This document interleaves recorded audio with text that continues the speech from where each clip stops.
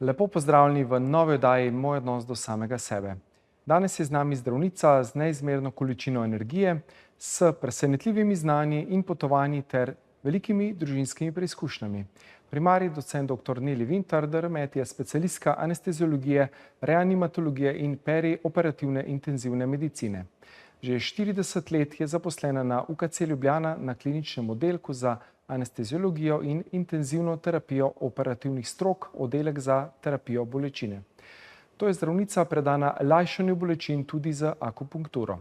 Neizmerno vitalna in radovedna oseba, ki se še dobro leto pred upokojitvijo podi v službo po vsakem vremenu na svojem rdečem kolesu. Strastna raziskovalka jezikov, lepote, umetnosti, številnih svetov in prav vsega, kar lahko pripomore k lajšanju bolečin. Popotnica, ki popelje tudi med delfine, sebe pa najraje v svetove tišine. Sestra, ki je pred leti ljubeče in navzoče pospremila v smrt sestro Jasno, tudi zdravnico. Predvsem pa je Neli Vintar profesionalna ter pronicljiva ženska, ki vse urno in temeljito opravi, vedno 2 koraka pred sabo in drugimi. Tako teče njena jasna pot z vetrom v laseh. Pred kratkim je pri založbi Kjara izdala svoj knjižni prvenec z enakim naslovom. V knjigi Jasna pot so zbrane dragocene izkušnje zdravnice, vrhunske specialistke za bolečino, ki je videla veliko sveta in vedno bolj prisluškuje notranjim korakom. V njej se dotika bolečin, saj se z njimi tudi hudomušno spopada že pri sebi, predvsem pa kar naprej v službi. Dotakne se tudi človečnosti, ki nam lahko pomaga, da se nehamo smiliti ob svojih težavah, če le pomislimo na vse hudo, kar se prav zdaj še vedno dogaja v svetu. Počaščen in hvaležen sem, da se je odzvala mojemu povabilu. Gospa Neli Vintar, dobrodošli. Pozdravljeni. Pozdravljen, hvala lepa za povabilo. Z veseljem. Ja, tako kot sem povedal v napovedniku, tudi danes z rdečim kolesom v tem dežju, junijskem. Kaj je mogoče kakšna zgodba za tem kolesom, se kaj skriva tukaj zadaj, kakšna posebna anekdota, karkoli? Nič posebnega. Nekako vrsto let sem že na kolesu, vozim se tako v službo. In ko so mi prejšnje kolo ukradli, pred kliničnim centrom, včasih ni bilo kolesarnice in tako smo puščali tudi po dežurni. Prej sem imela zmeraj takšna, kolesa bež barve, neopazna, in potem, ko sem šla kupovati novo kolo v rok, zagledam rdeče, sem rekla, enkrat pa imamo mi rdeč Ferrari. In tako sem se odločila. In zdaj mi te še kar dobro služi. Odlično, ja. Ja, v teh gužvah neljubljanskih kar fajn imeti kolo, ko se hitreje prideš, ko so konice. Predvidljiv čas je. Imam pa ta privilegij, da se lahko doma proti kliničnemu centru ali pa proti bolnici Petra Držaja, kjer je naša protibolečinska ambulanta, peljem tudi v eno smer skozi Tivoli, skozi park, skozi zelenje, proti kliničnemu centru pa ob Ljubljanici, skozi staro Ljubljano, kar je sploh vedno lepo v vseh letnih časih. Tako da zelo lepa pot do službe in nazaj. Res, lepa. No, ampak tudi danes sem res prišla s kolesom do sem. Ni bilo tako romantično okolje, ampak se mi zdi praktično. Tako. Torej bolečina, s tem se profesionalno ukvarjate praktično celo kariero. Kaj za vas pomeni bolečina? Kako bi opisali bolečino? Kaj sporoča v bistvu telesu? Lahko jo najpreprosteje, bolečina je ena zelo neprijetna izkušnja. Vsak bi se najraje izognil in nihče ne bi si želel neke take doživljati bolečine. Če nekaj zaboli, najraje se umakneš ali pa če si se spekel, jasno, da greš avtomatično stran. Ob poškodbi si želiš, da se bi to čim prej zacelilo, ampak ta bolečina, ki je posledica neke poškodbe ali pa opekline, in temu rečemo nenadna, akutna bolečina, ta ima evolucijski pomen in tudi smisel. Zdaj po poškodbi nam sporoča bolečina, naj bomo v primeru, da se ima telo možnost pozdraviti, zaceliti. Ali pa če je neko vnetje, tudi da smo v primeru, da se to umiri, da se zaceli. Obstajajo pa še druge vrste bolečine, ki pa lahko trajajo desetletja, ne. In tista bolečina pa nima nobenega tazga smisla ali pa koristi za telo. Tam pa gre za okvaro v teh nekih procesih, poteh bolečinskih, a ne. To bolečino pa tudi velikokrat težje pojasnimo, ker ni premo sorazmerna z motnjo ali pa z nekim kroničnim draženjem, isto zadevo, isto recimo spremembo na rentgenski sliki ali pa na neki slikovni diagnostiki, neko telo lahko sprejme in s tem živi normalno, spet drugi pa zaradi svojih življenjskih izkušenj, zaradi, ne vem, mi rečemo temu psiholoških ozadij, ne vem, kako se počuti v družinskem okolju, pa doživlja to hudo in kot eno težko zgodbo.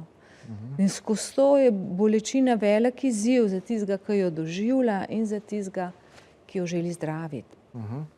Jaz sem imel recimo pred leti kar močne tenzijske glavobole, ne, in mi dejansko niso našli nekega organskega fizičnega vzroka, ampak je bil nekako notranji, psihološki, ne bom jaz rekel, ker nisem živel sebe, bil sem tak by the book, ne, študent, priden, ne, ugajati, ubogati, ustrezati, ampak sem tlačil čustva, ne. In je bilo to, sem videl, ker sem potem delal na sebi in s psihoterapijo, potem začel z meditacijo, torej delal na sebi, se je to potem umirilo, ne, pač izvenelo s časoma, ne.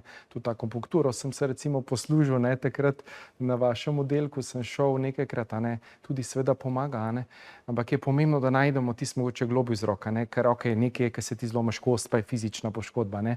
Nekaj drugega pa, kakor smo omenila, so pa te mogoče bolj globestane čustva, ne, naši vzorci prepričanja, vse, kar doživljamo, v stres, ki se nam kopiči v življenju, a ne.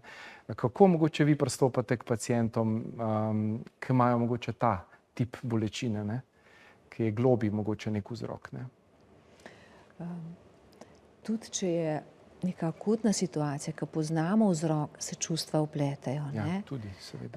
In tudi tam so pomembna nekako predvsem čustvo, ki najbolj ojača bolečino, je strah. A ne, to pri teh recimo glavobolov tudi res, ko ste rekel, ne znamo pojasniti. In seveda lahko so neke tesnobe, stresna situacija, takšna ali pa drugačna, ne. Ko pride pacient v ambulanto, ko se začnemo pogovarjati, potipamo, ne, malo povprašamo, kako je zadovoljen v življenju, s čim se ukvarja, kako je tudi v službi, v družini. Včasih potem povejo, da je, ne vem, pred kratkim umrla žena, s katero je bil 50 let poročen, ali pa gospa pove, da je umrl sin za rakom, ali pa ne. Tako se ista težava, ista okvara po neki taki globoki izgubi seveda boli bistveno bolj in pride do nekega akutnega poslabšanja. In lahko pride do nekega bolečinskega sindroma, ne? Ja. Ki se potem razboli in kar boli in traja, ne? Ja, in potem, ko pacient pripoveduje o tem, tudi sam vidi, a ne, to povezavo, razume, pa vendarle, kadar je zelo huda ta bolečina, kot en požar, jo pogasimo z zdravili najprej, a ne, z nekimi analgetiki, ki pomagajo nekaj v akutni fazi. Vendar ni analgetika, ki bi ga lahko vsak dan 30 let jemali, ne.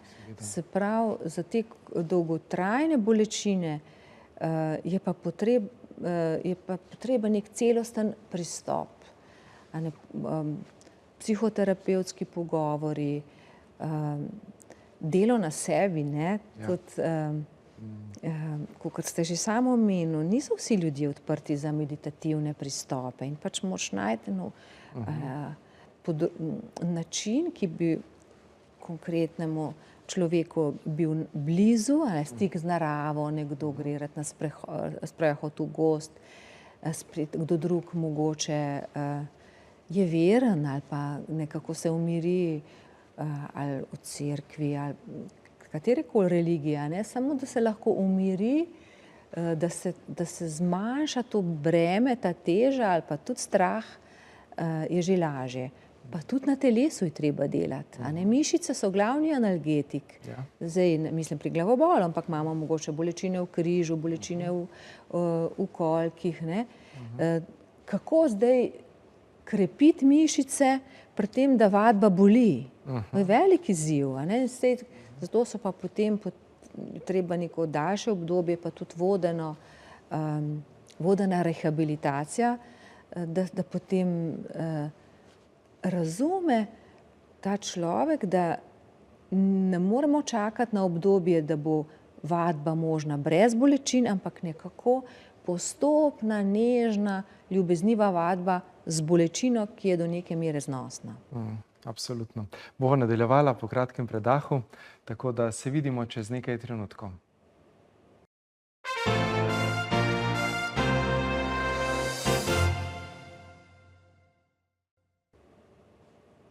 Lepo pozdravljeni v drugem delu oddaje Moj odnos do samega sebe, Prebujeno srce Slovenije, z menoj krasna zdravnica, primarij docent dr. Neli Vintar. Ja, Neli, pred kratkim ste izdali svoj prvenec, tale knjigica Jasna pot z vetrom v laseh. Kako je sploh prišlo do tele knjigice? Založba Kiara je izdala, tukaj so noter modrosti, sem delno uspel določene izseke prebrati. In res zanimivo, ko pišete iz svojih lastnih življenjskih izkušenj iz prakse, kako na Silvestrovo ste bolani morali delati, recimo to sem si najbolj zapomnil. Kako res kot zdravnik imaš to poslanstvo, včasih je težko, da v bistvu, da manjkaš, ko vsi grejo, noben ga ni. In ja, kako je prišlo do te knjigice, kaj vse piše noter za mogoče naše gledalke, ki si bodo pa gledalce to prebrali? Najprej, knjigica je nastala na povabilo založbe Kiara, sem imela ta velik privilegij, ker seveda nisem pisateljica in tudi nisem imela kar enega materiala že pripravljenega. Povabili so me pa na predstavitvi ene knjigice, ki jo je moja sestra Jasna napisala, taka nežna slikanica z naslovom Jaz vem, joj, kako boli. In predstavitev te knjižice Jaz vem, joj, kako boli, je nastala 2 leti po smrti moje sestre, je bila posthumno ta knjižica izdana. In na predstavitvi sem spoznala direktorico založbe, gospo Simono Hano Boc, ki je vedela, da se ukvarjam jaz z bolečino. In je rekla, ja, Neli, kako bi pa bilo, da bi ti napisala morda eno knjigo o bolečini, o tem, kako se s tem ukvarjaš, kako gre to skozi tvoje življenje. In sem pristala tako spontano, impulzivno, ne da bi se sploh zavedala, v kakšen projekt se spuščam. Res pa je, da so nekatere zgodbe v meni klicale potem, da se zapišejo, in sem jih nosila že nekaj časa v sebi, Potem sem spoznala zelo ljubeznivo in prizanesljivo urednico, gospod Ladejo Zupan, ker če napišeš, jaz sem nekako te zgodbe nizala, ona pa govorila, želela sem spregovoriti o bolečini, jo pa tudi malo takole definirati, kot sva se v prvem delu pogovarjala. In zdaj te traktati o sami bolečini, o razumevanju bolečine so na trenutke zveneli kot eno profesorsko predavanje, ker tudi veliko predavam o bolečini. Tedaj je znala to tako nekako speljati, ukomponirati, prekinjati same teoretične razlage z zgodbami, da je potem to berljivo in prijazno, da povabi bralca. Knjiga je nastajala 1 leto, kar med delom včasih na počitnicah, tako iz življenja ven. In vse, kar je noter napisano, so nekako ene resnične zgodbe, nekaj, kar se je meni zgodilo, ali pa zgodbe mojih pacientov. Definitivno. Kakšna mogoče posebna, ki bi jo delili nocoj z našimi gledalkami, gledalci iz te knjigice? Kakšna posebna taka? Ja, ena gospa mi je bila tako simpatična, velikih je, ne? Ampak recimo ena taka ljubka, starejši, če imaš srečo, se staraš, če nimaš sreče, mlad umreš, vedno rada rečem, in seveda staranje prinese neke degenerativne spremembe, vedno več bolečin, ob kakšnih boleznih tudi.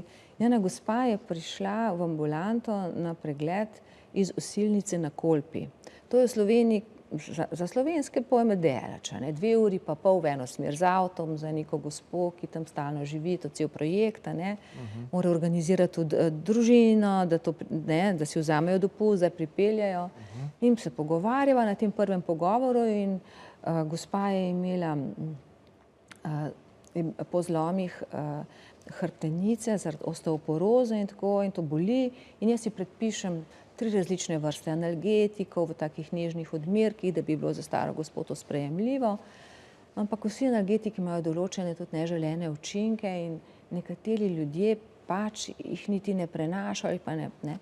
Ampak jaz sem tako celo neko terapevtsko okvir postavila v dobri veri, kako bo to pomagalo, in potem čez 3 mesece pride gospa na kontrolo.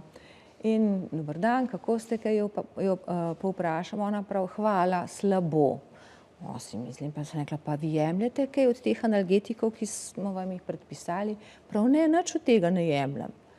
In jaz tako, kako, nič nobenih nasvetov niste upoštevali, nobenih analgetikov, zakaj pa ste potem zdajle prišli, Prav, ker ste tako zelo prijazni.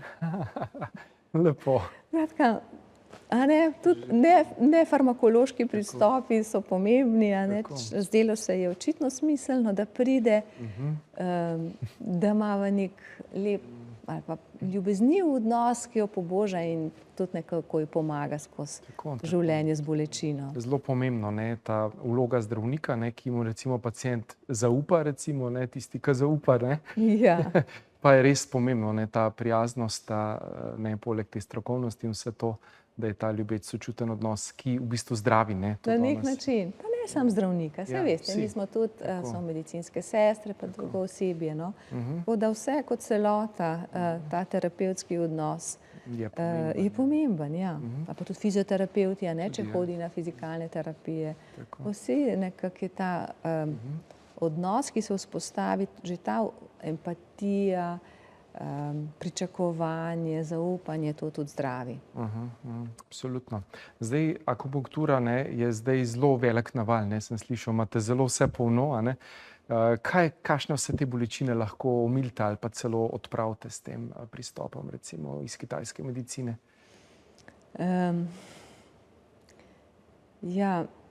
Z akupunkturo zdravimo različne vrste bolečin. Najbolj se nekako uspe zmanjšati intenzivnost bolečin ali pa pogostnost bolečin, prav pri glavobolih, ko ste že sami tudi omenil, ste imeli tudi lastno izkušnjo, obrazna bolečina. Drugače pa zdravimo tudi bolečine v križu ali pa neke bolečine, ki vztrajajo, kljub temu, da se poškodba zaceli, pa bolečine še 2 leti pri nekaterih vztrajajo. Nevropatske tudi. Ja, si ne znamo. Pri nevropatskih bolečinah izvajamo akupunkturo, pa ni tako, velikokrat ni zelo uspešno, se pravi, ne zmanjšamo za 80%. Recimo starostniki, ko imajo okvare živcev in so te nevropatske polinevropatije, te bolečine, teh bolečin velikokrat ne uspemo zelo zmanjšati, ampak ljudje pa povejo, da imajo veliko več energije, da se boljše počutijo. In z isto bolečino, ki mogoče ni zelo različna, bolj shajajo, jo lažje prenašajo, lažje grejo iz dneva v dan. Zanimivo, Tako da akupunktura deluje na različnih Na meridijanih izgleda energijski pretok tako, izboljša, ne? a ne? Tako da zelo radi ljudje na akupunkturo prihajajo. Zdaj, na akupunkturo je to terapija obsega 10 obiskov, se pravi 10 akupunkturnih stimulacij, ki jih recimo 2-krat na teden prihajajo ljudje.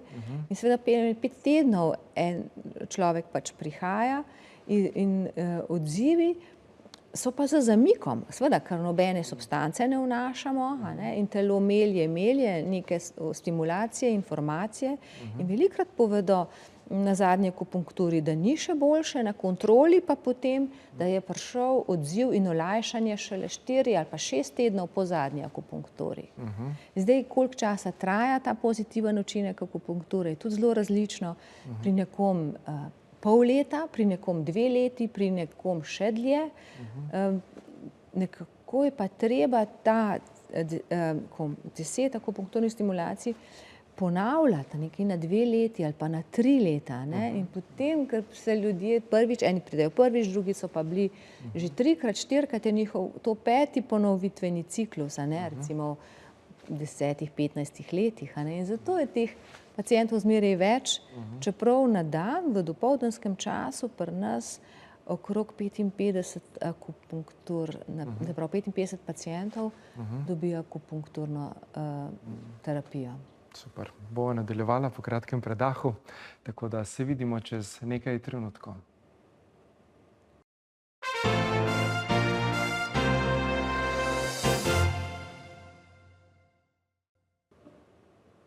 Lepo pozdravljeni še v zadnjem, 3. delu naše oddaje Prebujeno srce Slovenije oziroma moj odnos do samega sebe.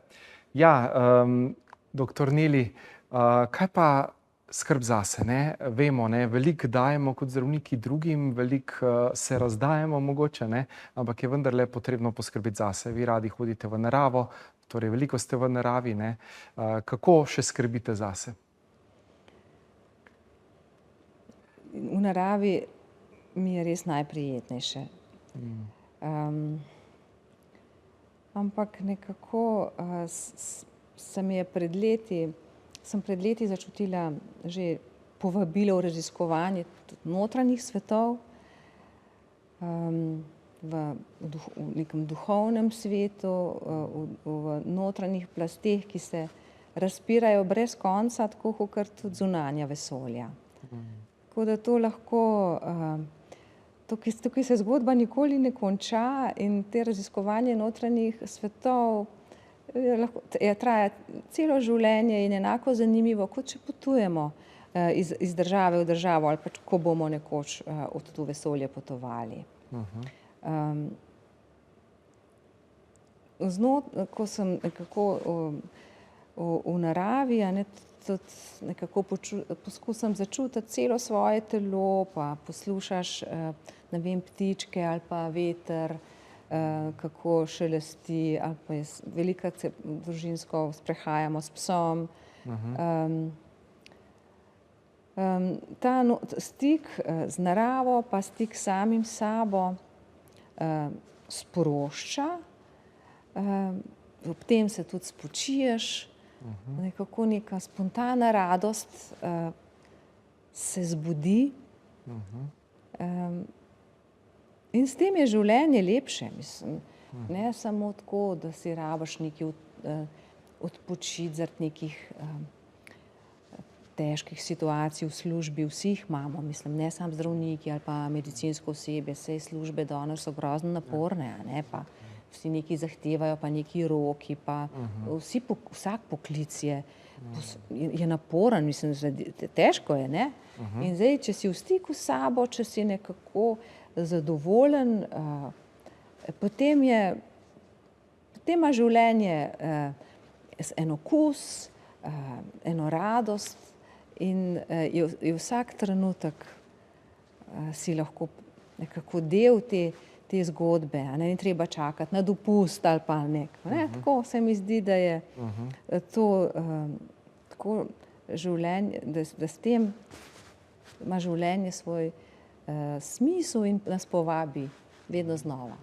Torej je pomembno, da redno eliminiramo stres, da recimo kakšna redna meditacija, praksa je zelo pomembna, da se umirimo, odklopimo z tega ponorelega sveta, ki vemo, da je vedno hujše in vedno več je stimulansov, impulzov, ki jih imamo vsakodnevno.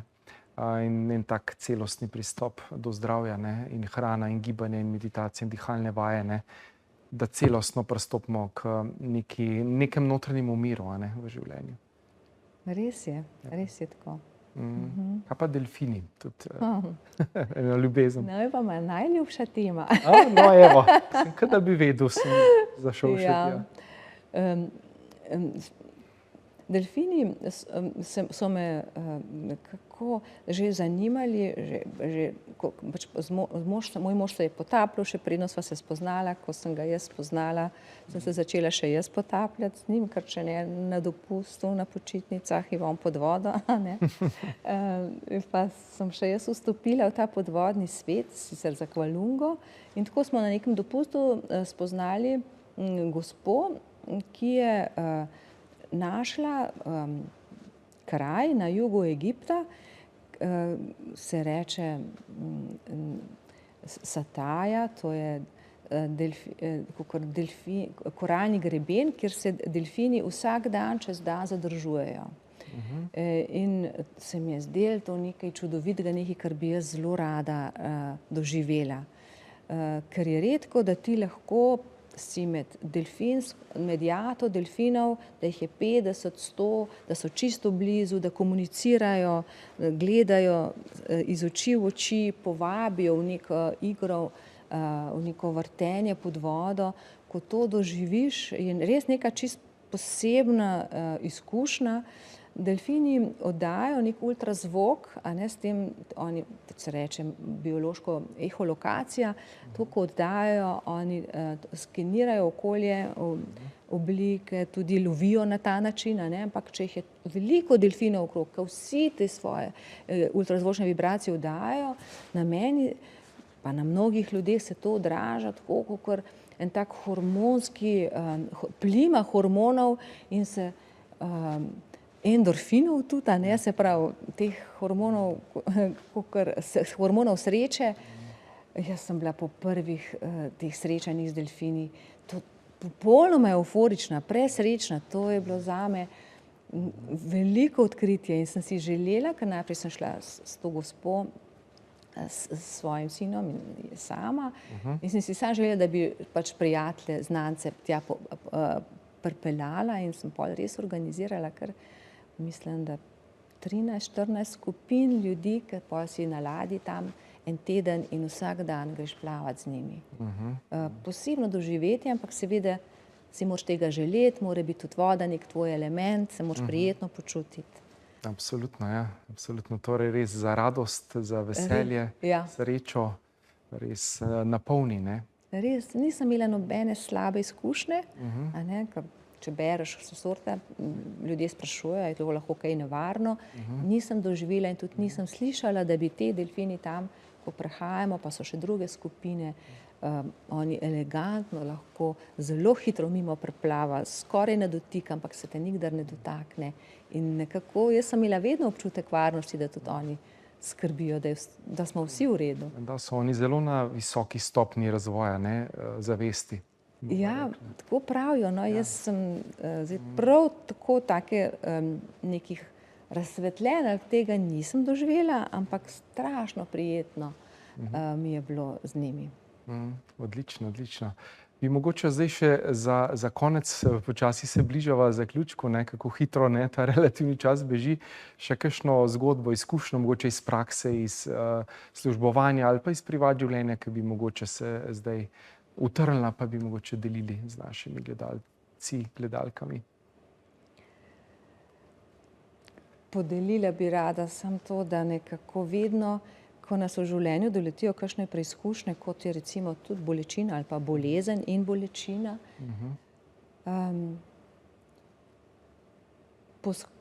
vedno so neka vrata odprta, kjer je toplo, prijetno, svetlo povabilo. In greš in velikokrat si mi in se življenje obrne na glavo. Se pravi, tisto, kar smo prej lahko počeli, zdaj ne moremo več in se nam zdi konec sveta. In modro je in lepo je, če gremo skozi odprta vrata in se odpira spet nov svet, novi svetovi, ki nas tudi lahko napolnijo in razveseljujejo. Da ne vztrajamo v neki slepi, zaprti ulici, ampak gremo vedno tam, kjer se nam odpre, ker se nam vedno odpre. To je ta, kakor so dali naslov, modrost oziroma darilo bolečine, da nas nekako prebuja, a ne da nas premakne mogoče življenja, ne, mogoče delamo nekaj narobe, ne, in nas v bistvu opozarja, ne, da rabimo nekaj spremeniti, ne. In je dobro v vsaki tudi težki preizkušnji, težki situaciji videti tisto darilo v zadnji, čeprav včasih težko, ne, ko si sredi tistega kaosa, ne, ampak mogoče takrat pomaga ena taka sočutna podpora, recimo tako kot analgetik v akutni fazi, če je potrebno, ne. In pa predvsem ta ljubeča skrb, ne, nekega prijatelja, sočloveka, zdravnika, ne, ki takrat drži roko, nek varen prostor, da gre človek lažje čez določen proces, ne, v življenju. In da si zmožen tudi to ljubečo, prijazno skrb sam do sebe imeti. Tako. To je pa tista osnova, ne, ta ljubeča skrb do sebe, ne, kar je res ključa, ne. Tako da, ja, mogoče še tlele se na tole sporočilo, ne, urednice, sporočilo te knjige, ne, da se še mogoče s to knjigo zaključiva, je Oda radosti, pravi avtorica, v njej se dotika veliko bolečin, saj se z njimi, ne, tudi hudomušno se opada že pri sebi, predvsem pa kar naprej v službi, dotakne se predvsem človečnosti. Radoživo čuteča knjiga, analgetik za dušo in telo. Torej, če že to preberete, ne, bo že en premik naprej in bo mogoče lažje, ne, obvladati bolečino, mogoče tudi lažje poiskati pomoč, a ne, zdaj veste, ne, kje najdete doktor Neli, a ne, tudi če imate kakšne bolečine, težave, a ne, se lahko vedno obrnejo po pomoč, a ne. Res je. Se bomo potrudili, tam je naš tim, a ne, ki nas je več, z različnimi pristopi. Upam, da čakalna doba ne bo predolga, a ne, to je pač druga stran realnosti, ampak vse tudi osebni zdravniki pač se lahko vključijo različne stopnje nujnosti, če je zelo hudo, če pa je nekaj kroničnega, kar že vrsto let traja, a ne, takrat pa ponavadi sami tudi poiščemo že ene rešitve, potem pa, ko pridejo k nam, pa še mi pomagamo po svojih močeh. Tako, odlično. Hvala vam za obisk v našem studiu in vse dobro še naprej na vaši poti. Hvala lepa, tudi vam vse najboljše. Hvala. Hvala torej tudi vam, naše drage gledalke in gledalci, da ste bili tudi nocoj z nami in se gledamo naslednjič. Lepo se imejte.